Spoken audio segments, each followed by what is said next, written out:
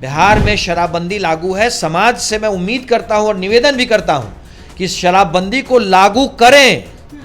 सिर्फ सरकारी तंत्र नहीं, सामाजिक स्तर पर शराबबंदी को लागू करना पड़ेगा। कि तो जिम्मेदारी बनती ही बनती है, पर साथ ही साथ ये समाज की भी जिम्मेदारी बनती है। कानून बनाए जाते हैं, पर कानून का उल्लंघन करने वाले लोग होते हैं। पर जब कानून सामाजिक रूप से बाध्यता बन जाता है तो वो कानून सफल हो जाता है। नमस्कार, न्यूज स्थान देख रहे हैं आप। मैं हूं आपके साथ प्रिया सिंह। देखिए, मोतिहारी में जहरीली शराब पीने से 4 लोगों की मौत हो गई है और 2 लोग बीमार हैं। ऐसे में बातचीत करेंगे। बातचीत करने के लिए बीजेपी की ओर से कुंडल कृष्णा हमारे साथ। बहुत बहुत स्वागत है सर। जी प्रिया जी, जहरीली शराब पीने से 4 लोगों की मौत हो गई है मोतिहारी में, कैसे देख रहे हैं? क्या ये तो अत्यंत ही दुखद घटना है। बिहार में पूर्ण शराबबंदी है।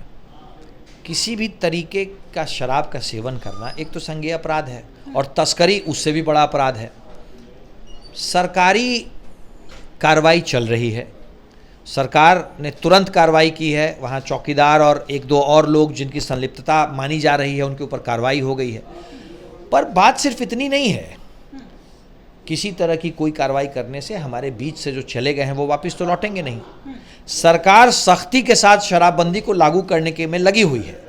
पर मैं समाज से भी ये निवेदन करता हूँ, मैं समाज से भी ये उम्मीद करता हूँ कि किसी भी तरीके से आप इन तस्करों के चंगुल में मत आएं। बिहार में शराबबंदी लागू है। समाज से मैं उम्मीद करता हूँ और निवेदन भी करता हूँ कि शराबबंदी को लागू करें। सिर्फ सरकारी तंत्र नहीं, सामाजिक स्तर पर शराबबंदी को लागू करना पड़ेगा। जब आप शराबबंदी का उल्लंघन करते हैं, शराब पीते हैं, तस्करों के साथ आई हुई शराब पीते हैं, तो आप पता नहीं शायद अपनी मौत पी रहे हो, जहर पी रहे हो। सरकारी तंत्र की तो जिम्मेदारी बनती ही बनती है, पर साथ ही साथ ये समाज की भी जिम्मेदारी बनती है। कानून बनाए जाते हैं, पर कानून का उल्लंघन करने वाले लोग होते हैं।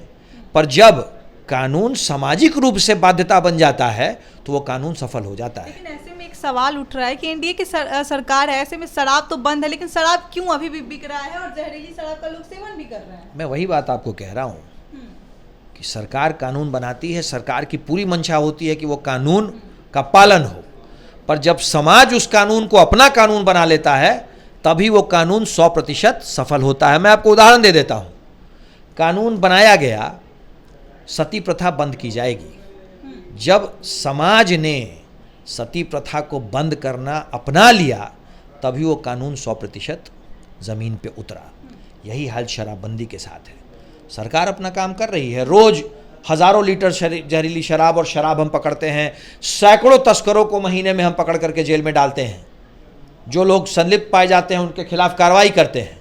पर समाज जब तक शराबबंदी के कानून को अपना नहीं मानेगा तब तक पूर्ण रूप से ज़मीन पे यह कानून नहीं उतरेगा। और मुझे ये कहते हुए बहुत दुख हो रहा है, जब तक ये कानून पूर्ण रूपेण ज़मीन पे नहीं उतरेगा, समाज इसमें साथ नहीं आएगा, तब तक ऐसी घटनाएं होना। लगातार आप लोगों को घेर रही है ऐसे में कि आप लोग शराबबंदी लाए हैं, लेकिन शराबबंदी अभी भी नहीं है। जहरीली शराब मिल रही है, लोगों का मौत भी हो रहा है। लेकिन कहीं ना कहीं आप लोग मानते हैं कि हाँ, प्रशासनिक व्यवस्था या फिर जो भी इसका चूक हुआ है आप लोगों से? विपक्ष अगर इस बात को लेकर के ज़रा भी संजीदा है तो हमारे साथ उसको तो मदद करना चाहिए ना। उसको तो हमारे साथ सामाजिक रूप से, राजनीतिक रूप से खड़ा होना चाहिए कि शराबबंदी को समाज लागू करे।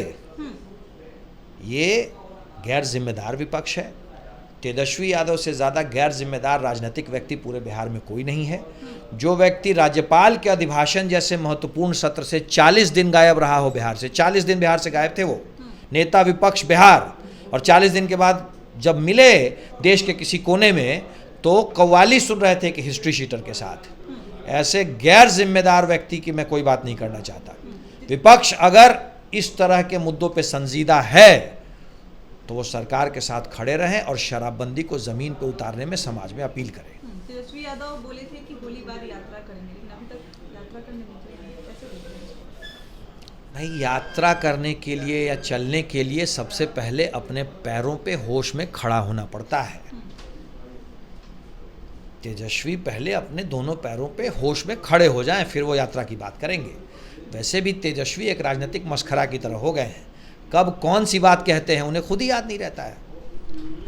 तेजस्वी यादव जैसे गैर जिम्मेदार व्यक्ति को नेता विपक्ष के पद से हटा देना ही विपक्ष की राजनीतिक सूझबूझ होगी। चलिए, हमारे साथ कुंटल कृष्णा थे। क्या कुछ कहा आपने सुना? फिलहाल इस खबर में इतना ही। इस खबर को लेकर क्या सोचते हैं आप, हम कमेंट बॉक्स में जरूर बताएं। तब तक के लिए धन्यवाद।